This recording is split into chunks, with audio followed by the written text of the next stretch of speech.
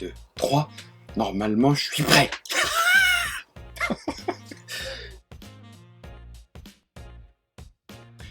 Qui je suis? Je suis Guillaume Shifumi. Shifumi.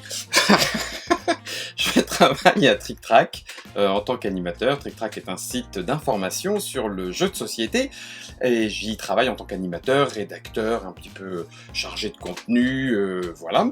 Il m'arrive aussi de créer un petit peu et donc pour l'instant il y a une BD dont vous êtes le héros qui est en cours chez Macaca, un jeu de société aussi pour enfants famille qui est en cours à la boîte de jeux et puis il y en a d'autres et puis Trick Track par ailleurs prend beaucoup de temps aussi dans l'organisation suite au départ de Fall et au rachat par Asmodee Group.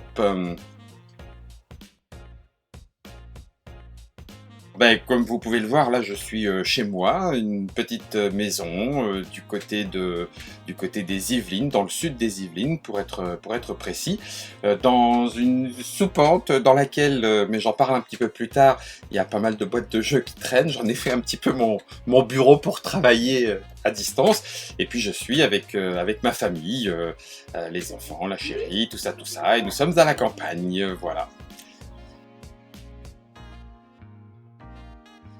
Comment se passe ton confinement? Oui, attendez. Comment se passe ton confinement? Si, c'est ça. Eh bien, écoutez, il se passe plutôt bien, cher Labo des Jeux. Plutôt bien au sens où, effectivement, je suis pas seul, je suis pas malade. La campagne permet d'aller dehors pour hurler quand on n'en peut plus de ce confinement. On a encore accès à la nourriture, on a accès à plein de choses, et pour l'instant la santé est là, donc sincèrement le confinement se passe pas trop mal. Après, pour le travail, c'est pas forcément évident, puisque Trick Track c'est de l'information, et l'information elle se fait quand le monde est vivant. Là le monde est un petit peu en pause, le monde ludique j'entends, et au final malgré tout, on a réussi à recréer des choses, donc du coup le travail se fait à distance, les émissions se font à distance, on a fait du jeu de rôle, on a fait du jeu de société, on a fait des interviews, le café du matin est un super plaisir parce que ça a fini par rythmer, y compris personnellement, le confinement. Donc du coup il se passe bien, même si ça fait toujours un petit peu peur. Je suis assez fan de post-apocalypse. Ah, tiens, piège, je la recommence. Je suis assez fan de post-apocalypse. Je suis assez fan de post-apo. Et, et donc du coup, avoir l'impression de le vivre un peu en réel, ça fait toujours un petit peu bizarre, alors que c'est pas du tout une apocalypse, même si ça reste grave et sérieux, hein. Mais, euh, mais voilà, pour l'instant, le ludique et même finalement l'activité professionnelle autour de Trick Track permet, dans le monde du jeu, de rester dans un côté un peu plus positif. Alors, je joue. Alors, j'hésite beaucoup à dire que je joue pour le travail, parce que jouer pour le travail a une apparente contradiction, qui est jouer. Normalement, c'est jouer parce qu'on en a envie et parce qu'on est libre de jouer. Là, je joue parce qu'il faut jouer. Donc, est-ce que je joue encore ou est-ce que je travaille? Bref, en tout cas, je joue à distance, bien sûr. Je joue en solo un petit peu parce que j'avais ramené du travail à la maison. J'avais ramené quelques boîtes de nouveautés qu'on avait reçues en amont. Et donc, du coup, de les travailler les règles, voir un petit peu ce que ça donne.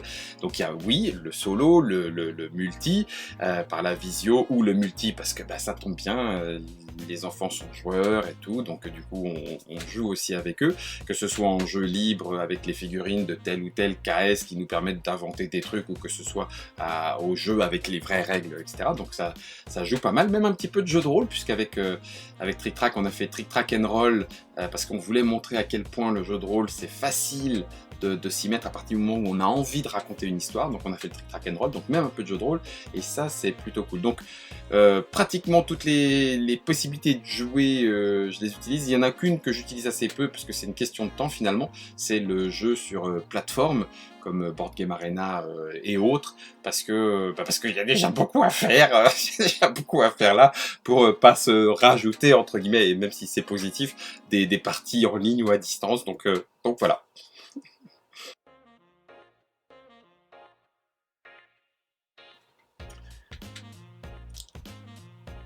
je suis très mauvais pour dire que j'ai des bonnes idées. Donc du coup, je vais pas partager des idées que je trouve pas forcément. Non, le seul truc que je voudrais partager, c'est effectivement ce genre de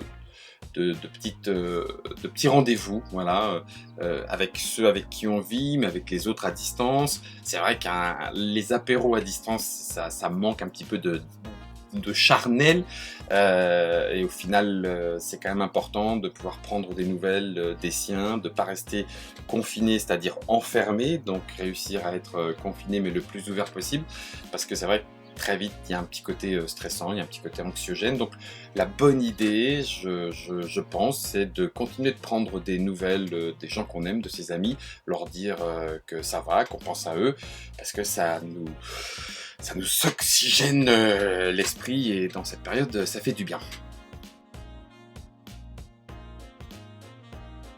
Alors, il y en a en l'occurrence un très concret. Bah, en fait, vous le voyez là, c'est des bouts de bois que j'ai moi-même coupé de mes doigts, et j'ai encore mes mains, donc c'est que ça s'est pas trop mal passé. Pour compléter cet endroit, le ranger, parce qu'il y en avait un petit peu partout, je vais peut-être pas faire bouger la... Non, je vais vraiment pas faire bouger la caméra, ça serait trop la honte. Et donc du coup, un des projets qui traînait, eh ben, c'était de continuer les petits travaux dans la maison, en l'occurrence pour ranger, un petit peu d'enduit, un petit peu de machin. Je suis pas du tout un très bon bricoleur, parce qu'il y a trop plein d'autres choses, et puis que je suis plutôt théoricien que praticien, enfin bon, bref, peu importe.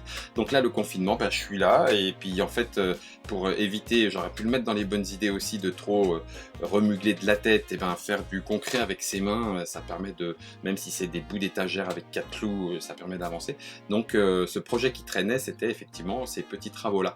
Puis le deuxième, eh ben c'est tout. Quand on aime bien raconter des histoires, quand on aime bien créer, le deuxième, c'est de travailler un petit peu sur le tome 2 de l'Obsidienne, parce que Chucky de Macaca a été bien emballé par le tome 1, qui devrait normalement sortir en 2021, et donc du coup travailler un petit peu sur cette histoire, et puis sur les projets de création, des idées de jeu, des choses comme ça qu'on a dans la tête, et que là du coup tu te retrouves avec un petit peu de temps. Donc, et puis surtout prendre du temps avec ma famille. Voilà. Et en l'occurrence, c'est pas un projet qui traînait, mais l'équilibre entre l'un et l'autre, là en l'occurrence, se refait, se retravaille, et le confinement, c'est très bien pour ça.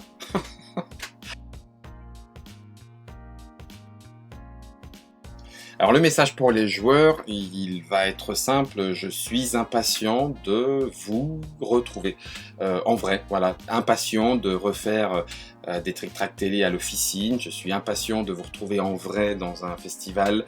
Alors ça sera pas Paris Ludique, ça sera certainement Partenay, en tout cas je croise les doigts, de pouvoir retrouver Étienne, etc., Étienne Delorme qui l'organise, et toute son équipe. C'est de pouvoir ressortir, sans oublier tout le côté difficile qu'il y a pu y avoir, mais c'est ressortir du confinement, respirer un grand coup, et puis se dire que au final, la vie elle est belle, et puis avec un petit jeu de société, c'est encore plus chouette, un petit jeu de rôle, c'est encore mieux, et tout, et que du coup, on va pouvoir le faire. Donc voilà, cher Labo des Jeux, c'était la réponse de ce petit confinement intime, en espérant avoir été suffisamment intime, mais pas trop, parce que sinon non, pas trop. Oh, you make